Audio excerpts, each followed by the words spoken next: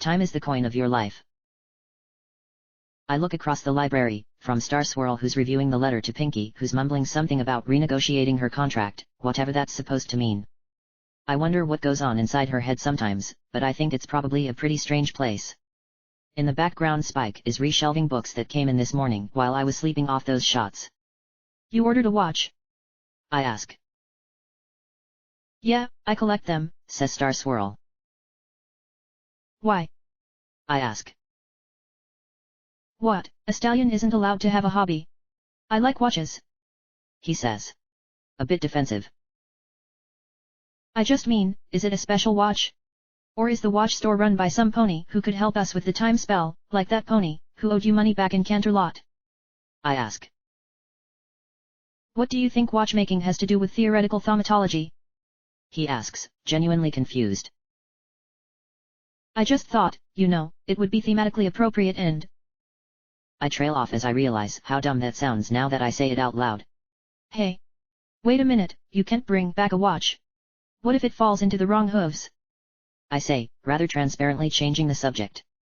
That's 1600 years of metallurgical developments and all sorts of fine machinery they couldn't make back then. Yeah, I'm reaching. Pinky gasps and rejoins the conversation. Oh my gosh! There could be another new timeline, with super advanced machines and stuff, she says. Pinky, that's probably not what would. Pinky is unstoppable. Instead of fighting changelings in the time loop, maybe it'd be robots instead. And like how you were cursed to become a changeling queen in this loop, you'd turn into a monster in that one too, you'd be recursed to become a half-mare half-machine cyborg. I moan. My hangover is coming back. Pinky, do you want me to show you in the dictionary where they actually define that word?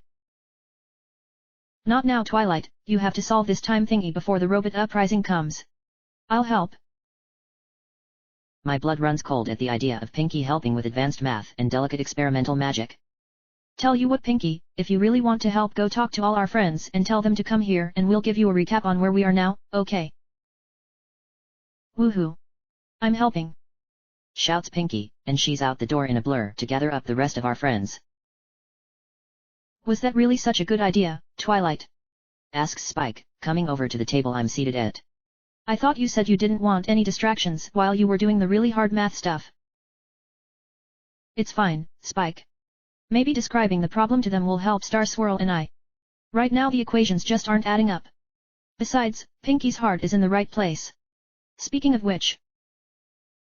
I lean down and hug him. So is yours. Exactly the right place. Does that mean something? He asks. He can't see it, but I smile as I let him go. Nothing you need to worry about. Would you mind making up some snacks for when the girls get here? Sure, he says and scampers off for the kitchen. I look up and catch Star Swirl looking at me. What?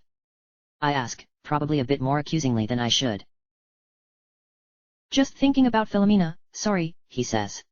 Come on, let's get back to work. The girls arrive at lunchtime to eat with me. Rainbow Dash is the first to arrive, which might be unprecedented for her. Hey Twilight, you got a second before the others get here? She asks. Sure Dash, what's going on? Some pony is asking you out, she says. I blink. This is coming completely out of nowhere and it leaves me feeling a bit blindsided. Oh wow, Rainbow, I didn't think the rumors were true. I really have to figure out how I feel about Azalea first, but if things don't work out with her I would love to try going out with you. I say. Rather than happy or upset, Rainbow Dash just looks puzzled. Wait, you know I'm not talking about me, right? She asks. What was that bit about rumors? Hey, I really want to hear about this other pony, right now. I say. Oh right, her, says Rainbow Dash, and her mercurial attention span is successfully diverted. She said that she heard you had broken up with Azalea and asked me to see if you would go out with her tomorrow. Do you know Algae Bloom? White coat? Earth pony? 2 fish for a cutie mark? She asks. I try to think through any ponies I know who fit that description, but nothing pops to mind. I don't think so. Who's telling ponies that I broke up with Azalea? Other than, drunk me. I don't know what our status is right now. I guess Azalea had a really big fight with some stallion in the marketplace about it earlier this morning. Every pony's talking about it, says Rainbow Dash. I suddenly notice how conspicuous Star Swirl's absence is. Ponyville does love its gossip. Nothing for it now. What did you think of her? I ask. Ruta. She's cute I guess, but to tell you the truth I got kind of a sleazy vibe. I think I've seen her around the bar scene too. I don't know, I just figured I'd pass the message along, says Rainbow Dash. Well, I'll trust your judgment, and as long as everything with Azalea is in flux I should probably keep myself off the market. It's nice to know some other ponies are interested in me, but everything about that date sounds like a bad idea. The others arrive, and after they've all been served from the big bowl of salad, Spike made the 7 of us get down to business. Basically, assuming we... I sigh wistfully, but Star Swirl insisted. Skip all the math, it boils down to the way Star Swirl and I have to split our efforts. I was the one who was in the time loop, so I'm the one who has to, well I guess steer it would be the best way to think of it. That's going to take pretty much all of my focus, so the other part of the spell, consider that the support and driving force behind making it work, falls to Star Swirl. With me so far. I look around the table at 5 nodding heads, as well as Star Swirl, who already knows all of this. Great, so the problem we keep running into is that Star Swirl just doesn't have enough power all by himself to run the spell, even with his element of magic. We've been trying to change the spell around so it takes less power, but we keep running into brick walls. Well, perhaps another unicorn could help reinforce the spell with their power? I thought that was commonplace in ritual magic like this, says Rarity. It is, I agree. Unfortunately, with a spell this complex, finding an archmage that can understand it well enough to contribute is a problem. Star Swirl and I barely understand it as it is, and we're the ones developing it. Well, maybe Star Swirl can use both elements of magic, and I'm not just saying that because I still want to see the Zeppelin sword fight thing, says Pinky. No, I say flatly. I even thought about unearthing the mirror pond and making a clone to use my element for support, but that's ethically dubious.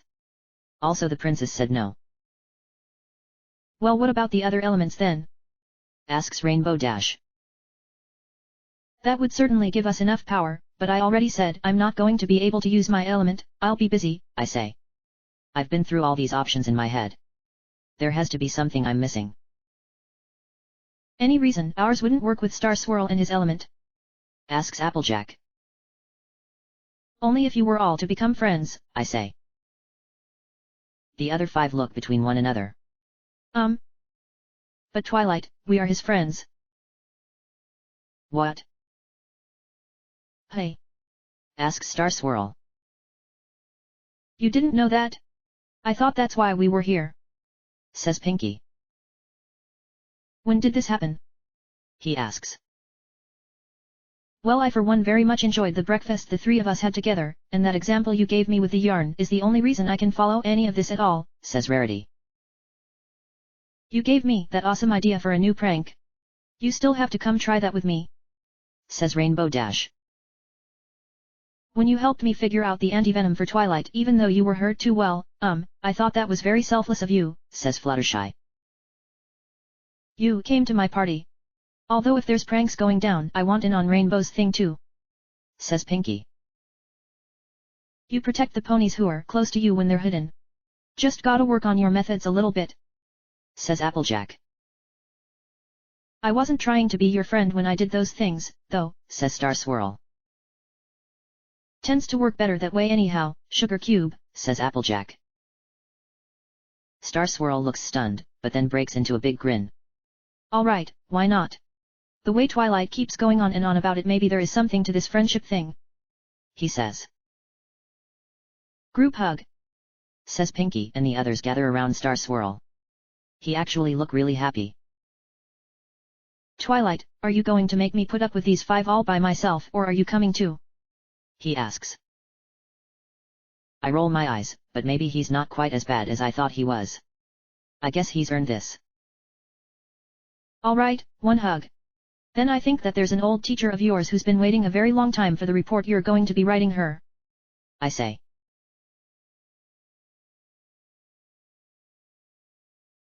With a plan in place for dealing with the time spell once and for all, I'm feeling a lot better. There's still a lot to do both here and in Canterlot, so eventually Star Swirl has to bid us goodbye. The girls head back to what they were doing and he goes to catch the next train to Canterlot. I'm writing a letter to Princess Celestia explaining our idea when there's a knock on the door and I open it. The mayor, who I can't decide if I wanted to see again, is standing there. Hello, Azalea, I say, and those fleeting moments of good cheer are gone. Hi Twilight, how are you? She asks. I say nothing and she looks down and kicks at the dust with her hoof. Could I come in? I'd really like to talk to you. Maybe I could finally get that library card. She says with a hopeful little smile.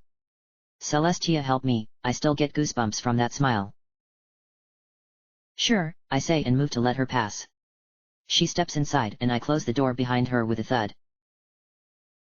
Twilight, I'm really sorry for the way I treated you back there in the hospital, she says. She glances up and tries to make eye contact but then looks away after a moment. I wonder what she's seeing in my eyes. Why did you leave? I ask and my voice breaks a little on the last word. I can already feel my chest tightening up, and I know my self-control isn't going to last. I was scared, and I was weak when you needed me most. I didn't know you'd been injected with changeling queen venom, I just knew whatever it was had made you so sick. Then you started talking about what you had done. No, not you exactly. I understand that much. This you, the pony, in front of me, isn't responsible for what the changeling queen did. I didn't think that for even a second. She squeezes her eyes shut and she's remembering it again. But I imagined you, doing that and even you doing that to me and it made me so scared. Then you should have talked to some pony about it. Like me. I shout. She flinches and I remember the way she did that the last time I touched her. I tried. I wanted you to tell me that of course you never would, but that's not what you said. She says. Oh, right, you could never do that no matter how many years you spent being tortured and killed and pushed over the brink of sanity. I forgot how much better than me you are. I spit the word better out at her and hate the way it tastes in my mouth. I may be somewhat angrier at her than I realized. Azalea stares at me for a moment. You think? That I think? That I'm better than you? She asks. Twilight, it's true that I can't imagine myself doing that, but I can't imagine the same kind of things you can. I just don't have the context to wrap my head around it. Maybe you're right that I would break eventually, probably sooner than you would have. You're the strongest pony, I know. You're Twilight Sparkle. You're a special pony, who lives in a special world the rest of us only ever get to look in on. I don't say anything, because I know that's true. My life certainly has been an interesting one. Applejack came up to me, and asked if I wanted to date you. Just out of nowhere like you were any other mare. You know I only even said yes because I was curious. I did have a crush on you, but I figured I'd just get a little peek into your world and then fade back into the background, and you'd barely even notice I was there. You almost didn't, and that hurt more than I thought it would. She says. I came after you though, it was a good date after that, I say, gently as I can. Even though she's tearing up, she does smile at that. It was perfect, she says. I almost thought I had dreamt the whole thing the next day, it was so impossibly wonderful. You were impossibly wonderful.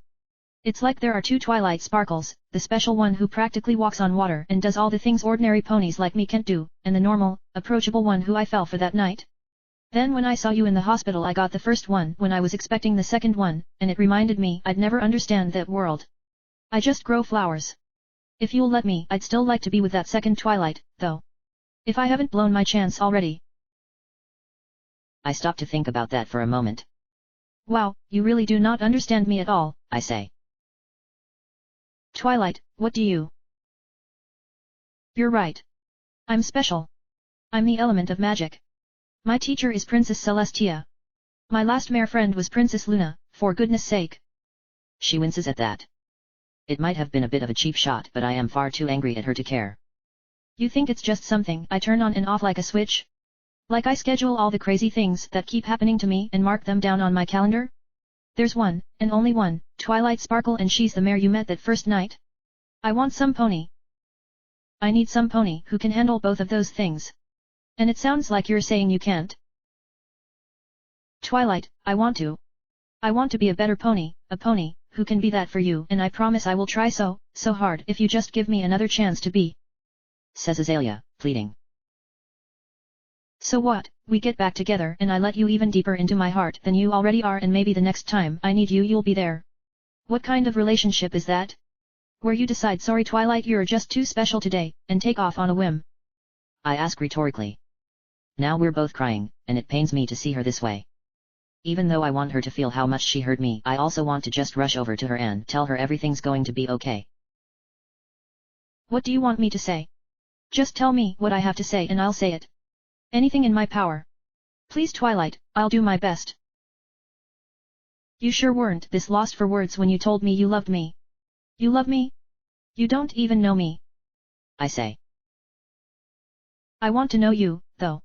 I ran away last time because it was just too much too fast and I wasn't ready for it. Tell you what, how about tomorrow night we sit up with one another and talk about anything or nothing or whatever you feel like. There are so many things I want to share with you. We'll just take it a little slower this time. She suggests. Sorry, I have a date tomorrow night. It turns out my life just kept right on going even after you left. I say. Oh, look at that, I just spontaneously decided to take Algae Bloom up on her offer after all. Being spontaneous has served me well in relationships so far, right? Azalea stares at me and her shoulders slump. Her mouth is open, her lips are trembling and she doesn't say anything for a long moment. I didn't know you'd decided that. Suddenly she perks up her ears and tries to smile. It's a pretty noble effort all things considered, although no pony would believe it to be genuine for even a moment. That's great Twilight, I'm really glad for you. You deserve to be with some pony special, not me. I'm sure you'll make her just as happy as I was. Azalea starts to breath harder. I should just. She doesn't even bother to finish the sentence, she just walks out the door. That didn't feel as good as I thought it would, but what's done is done. My last date went really well, and sure maybe this other mare doesn't come Applejack approved, but look how well that turned out this time. I feel very alone there in that empty library all of a sudden.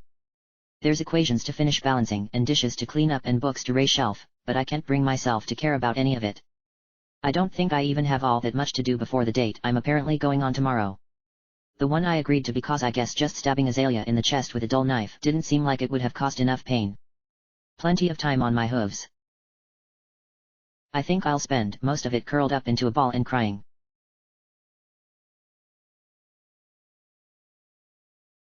I've managed to mostly cry myself out by the middle of the following day, and clean myself up a little bit. I wrote a quick note to Algae Bloom since I was in absolutely no condition to meet her face to face saying I was accepting her offer, and she wrote back to let me know that we'd be going somewhere casual, and not to worry about getting dressed up. I'm happy to comply seeing as I have no desire to spend hours with Rarity fancying me up. I just know that she'll want to talk about Azalea and right now I just can't. Still, I'm not completely hopeless at doing my own makeup and main style.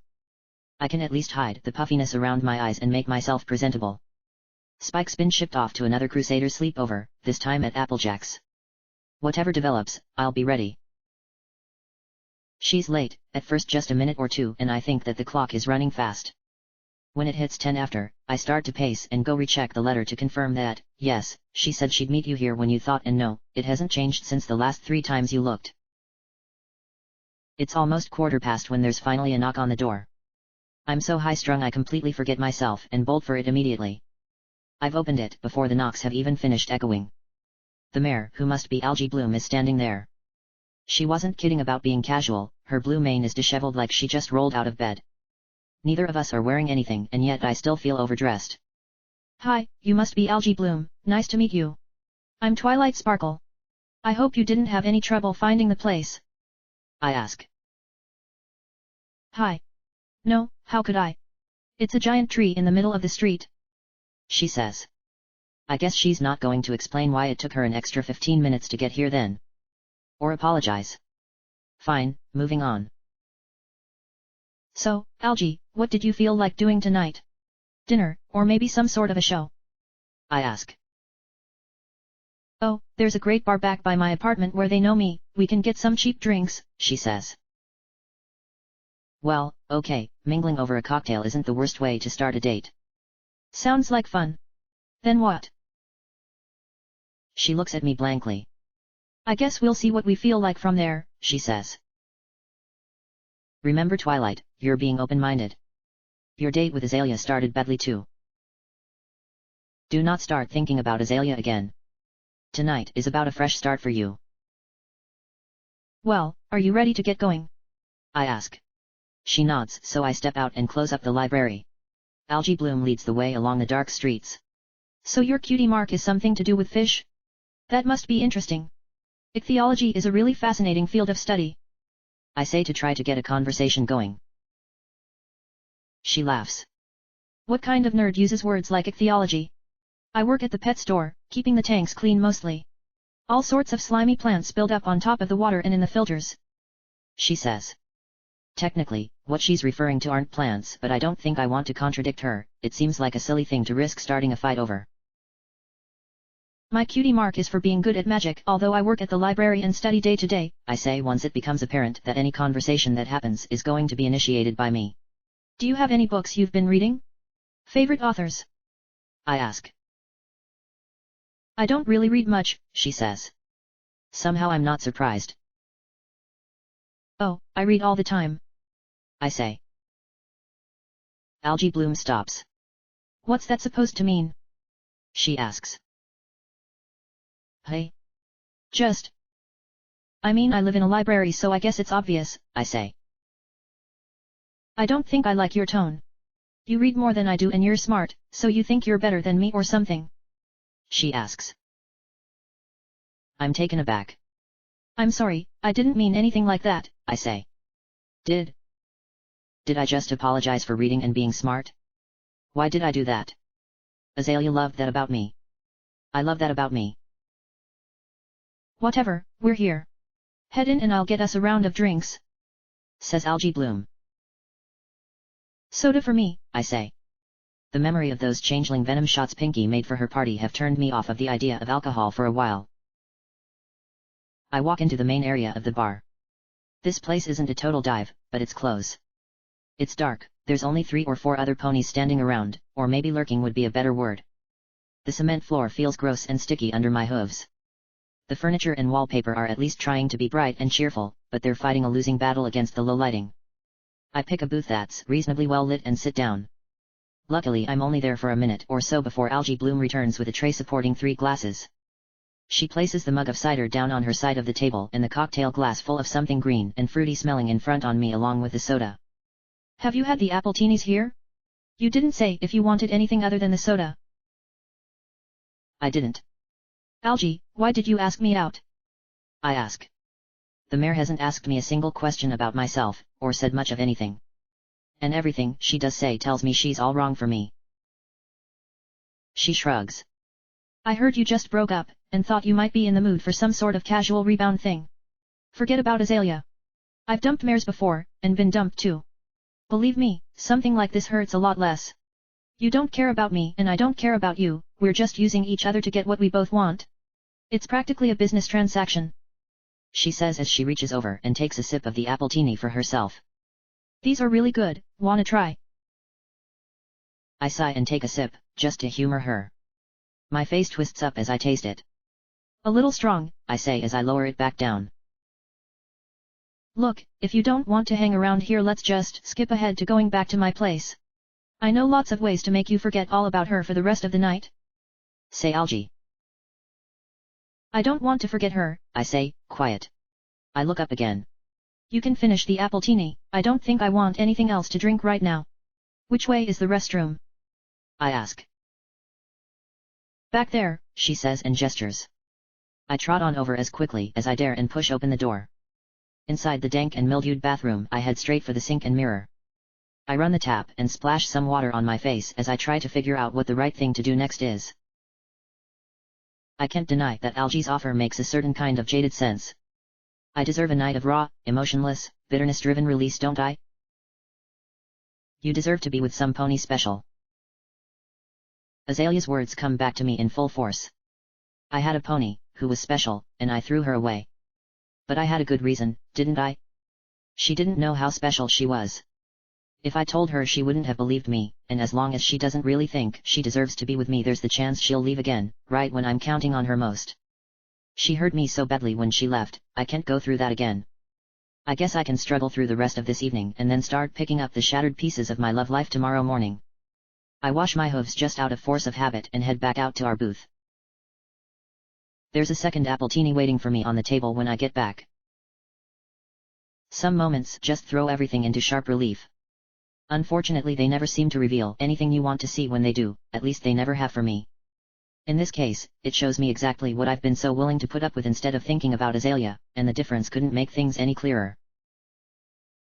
Cyanobacteria, I say. What? Is that some kind of nerd code word? Asks Algae Bloom. What you scoop out of the fish tanks? They aren't plants, they're cyanobacteria. You know, pond scum. I say. Oh, Algae Bloom says. So what? What's the difference? Proper classification is important, and those are two completely different things. Just because you don't appreciate them doesn't mean they aren't good and important things. They provide something like 20 or 30% of Equestria's oxygen, and they're essential to the nitrogen cycle too. None of us would even exist without them. I say. Well, to me they're just squicky, worthless ooze, says Algae. They survive almost anywhere, you know, I say, from salty ocean water to rocky desert soil. You can try to kill them over and over again, but they just always seem to bounce back. I just wanted you to know so that if some other mare in the future thinks it's clever to tell you that you're pond scum because you've treated her the way you're treating me, it's not as much of an insult as you think. If anything, it's an insult to the cyanobacteria. Frankly, you aren't worth cyanobacteria's attention. I say. Algae Bloom just doesn't care at all. It's a good thing you're a hot piece of flank, because I don't know how any pony could put up with how weird you are if you weren't. Seriously, you should just shut up and have a few more drinks. Yes, I'm weird. I say and do crazy things sometimes. Things no pony understands, not even me. But some ponies, not horrible little stupid ones like you, mind, some ponies try. They don't know me, but they want to, and they see that all those weird things are actually pretty wonderful. They look past how messed up I am. I thought I had to push one of them away because she doesn't see what I'm really like, but I was wrong. I get up from the table. Where are you going now? Asks Algae Bloom. To get her back, I say. I could just walk away now, but there's one more thing. Oh, and by the way? It's not as if it ever would have been fine, exactly, but you picked the worst possible time to try to get me liquored up so you could take me to bed. I happen to just have adopted a zero-tolerance policy for mares who try to warp others' minds for their own pleasure, and if I ever hear from any pony that you've been getting fillies drunk and taking advantage of them, they will never find your body. Algae Bloom scoffs, but she looks a bit nervous behind the show of bravado. Wow, I didn't realize you were going to turn into such a psycho bitch over a drink. Don't worry, it takes more than that to bring out my worst. A lot more. You don't even meet the detection threshold to register as something bad happening to me. If you ever do, you'll know. Briefly. With that I turn around and walk out of the bar. On an impulse I grab the appletini from the table as I'm walking away and splash it into Algae Bloom's face. She's yelling something at me, but she isn't worth the time it would take to slow down and listen. I have somewhere so much more important I need to be.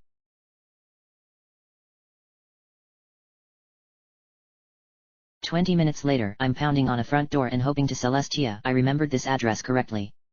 Just when I'm about to give up hope, Azalea opens it. Twilight? What are you doing here? Didn't you have a date tonight? She asks. We're even now, I say. Hey. On second chances. Last time we went out you gave me a second chance to prove myself, it's only fair that I return the favor. Please say you'll consider it. I say. That's sweet, Twilight, I just don't know what I can do that's going to change your mind. I want to, but... Put this on. I hoof her the wing restraints I grabbed on the way over, an old pair Rainbow Dash left at my library way back when and never bothered to reclaim. Why? Asks Azalea. Please? Just trust me. Azalea looks at the harness and slides it on. It's designed so that the tension forces Pegasus wings against their sides for muscle building exercises, and I fiddled with it to turn the resistance all the way up. She tries to move her wings, but can't. Come with me, I want to show you something, I say. Azalea follows me, puzzled, but neither of us say anything as we walk through the night. I glance up at the new moon and offer up a quick prayer to Luna in my head. It's not long before we reach the wide, dark, and deep lake that serves as the Ponyville Reservoir. It's on the other side, I say. I take a deep breath and I channel my magic. I step out onto the surface of the water, and it holds. I take a few more steps and then turn back to where Azalea is standing on the shore gaping. I'm special, Azalea. You said that you thought of me as a mare who walks on water? Well, you were right. But I don't want to walk alone. I say. I can't fly in this harness, just give me 1 second and I'll... No, I say. You're missing the point. I want you to walk with me. If for some reason you don't think you're worthy or you don't believe it's possible, fine. I'll find some pony who can. But I think you can be that pony, Azalea. I believe in you. Azalea dips the tip of her hoof into the water. She doesn't realize the spell won't work without her putting more of her weight on it, but I'm not going to explain that to her. Twilight, this isn't fair. You're a unicorn and I'm not. How am I supposed to follow you? I shrug. I'm walking to the other side, and I'm not coming back this time. You can either stay here, or you can take a leap of faith and find out if you're special or not. Maybe it ends well and maybe it doesn't, I can't see the future. It's your call. With that I turn and begin to walk away. Twilight. She calls after me. Twilight. I just keep walking. I hear a scream of frustration from behind me and just as I glance back, she leaps. Oh, thanks Celestia, she leaps. She lands on the water's surface flat on her belly with all her legs outstretched, and the surface jiggles but supports her. Her eyes are squeezed shut, but when she opens them she sees me smiling back at her. She rises to her hooves in amazement. I'm doing it. She cries out with joy. Twilight, I'm doing it.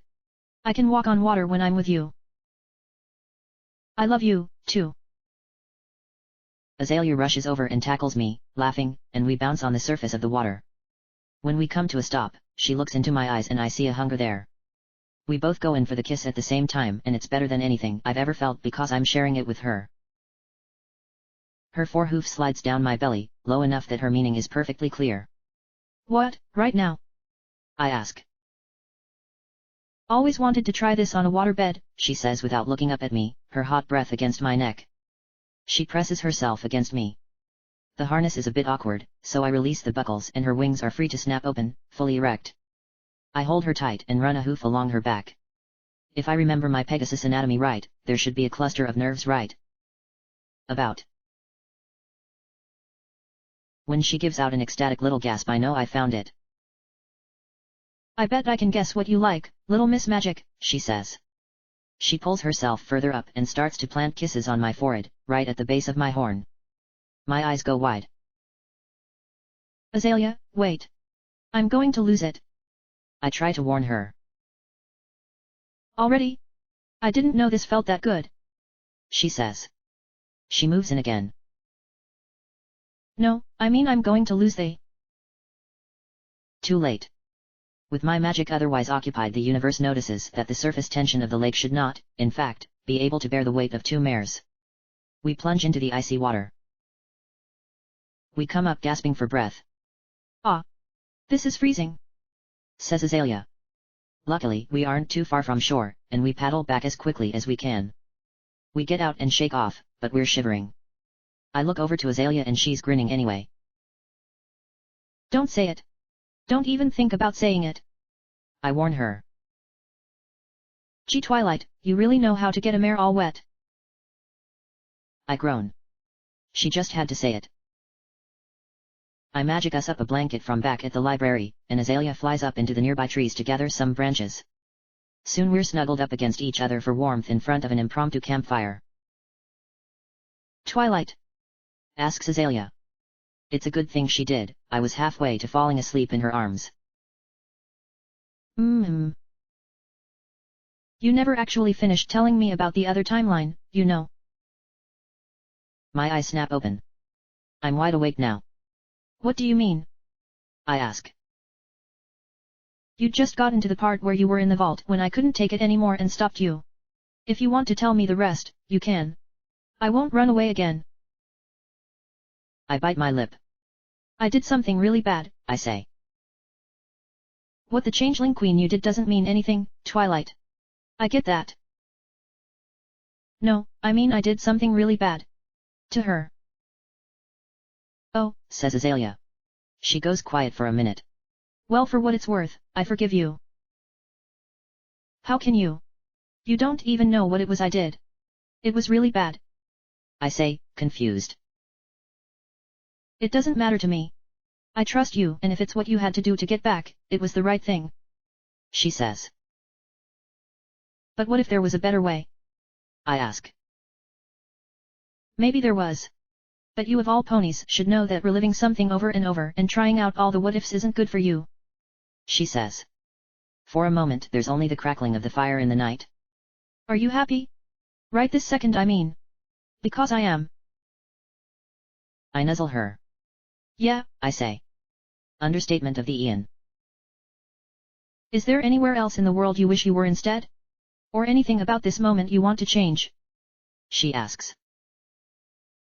Not that I can think of. She smiles. Then the rest of it doesn't matter. You're one of us mere mortals too, remember. Just take the weight of the world off your shoulders and be here with me in it. Equestria will be there for you to save again tomorrow. I lay against her in silence, feeling her chest rise and fall with each breath. I think about what she just said. She has a point. It seems silly to spend so much time worrying about saving the world that I never take the chance to remind myself of everything about it that's worth saving. I cast a quick spell, a ridiculously specific tracking spell I researched a few weeks ago. Hey Azalea? Actually, there is somewhere else I want to be. About a half-mile away on an east by southeast heading. I say. Azalea looks over at me, confused.